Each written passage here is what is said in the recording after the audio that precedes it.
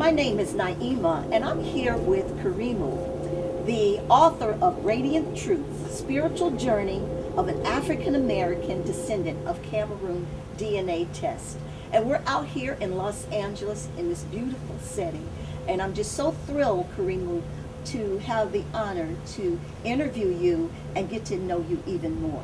Thank you, Naima. It's a pleasure. My pleasure. My pleasure.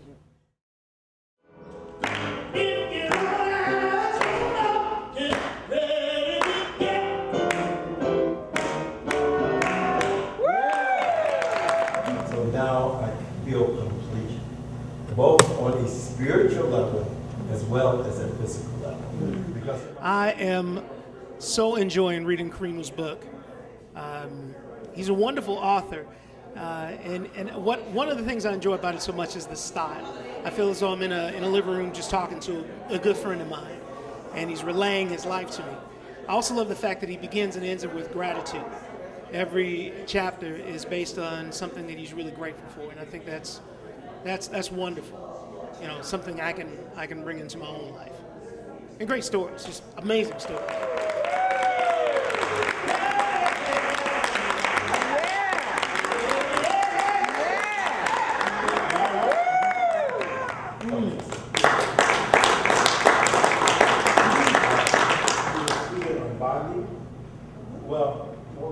And I talk about a section of bonding in my book. A lot of times, as I said, I've started traveling to Africa in 1977 with FESTAC. And I would be amazed that I would go there for maybe 2 weeks to a month's time, and I would be closer to brothers and sisters there than I have ever been here in the United States.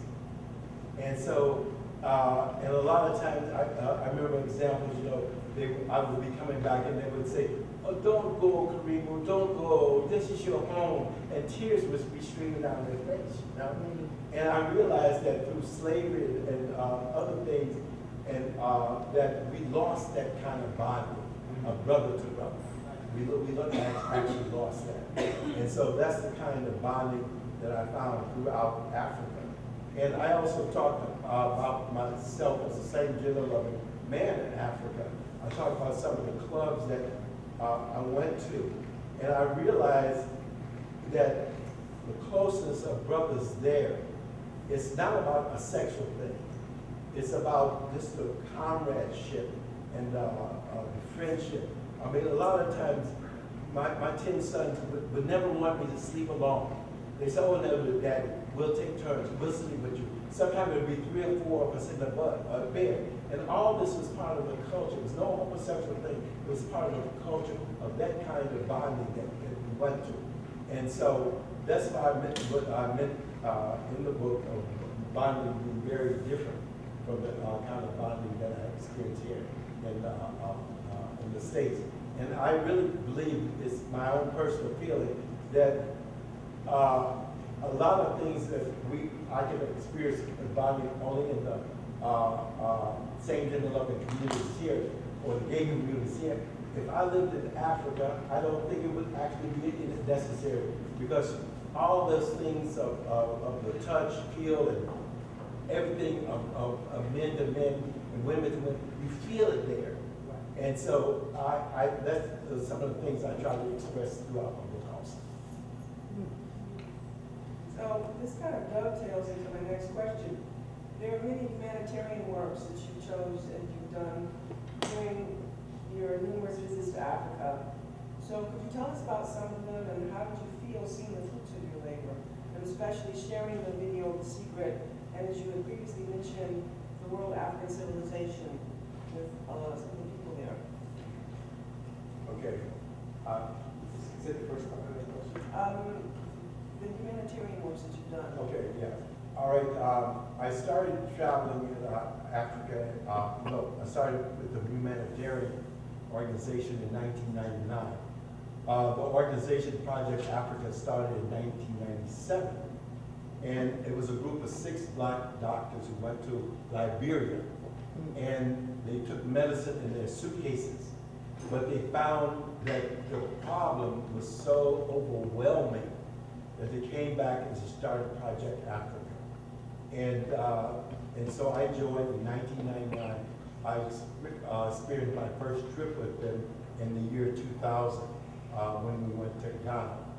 We went to the Liberian refugees camp in Ghana, and we worked from morning to night, delivering babies, pulling teeth, and just you name it. A lot of times when I go as an educator, I would work in different orphanages with the kids. And then in the year 2008, we revamped the organization, and I became one of the founders of Project Africa Global. And so I'm on board with it now. So what is it you want your readers to take away from reading the book? What is it, when they finish the book, what do you want to leave them with? Two things. On the physical level, being able to take the DNA test that comes out of Washington, D.C., Ancestry.com. And if they're not going to take it on the mother and father's side, it's always suggested you take it on the mother's side because the father's side would obviously lead maybe to other places. But the mother's side is a direct connection with your African ancestry. And so, and if they can, whether it's in Europe or Africa, be able to go back there and reconnect with their ancestors, descendants of their ancestors.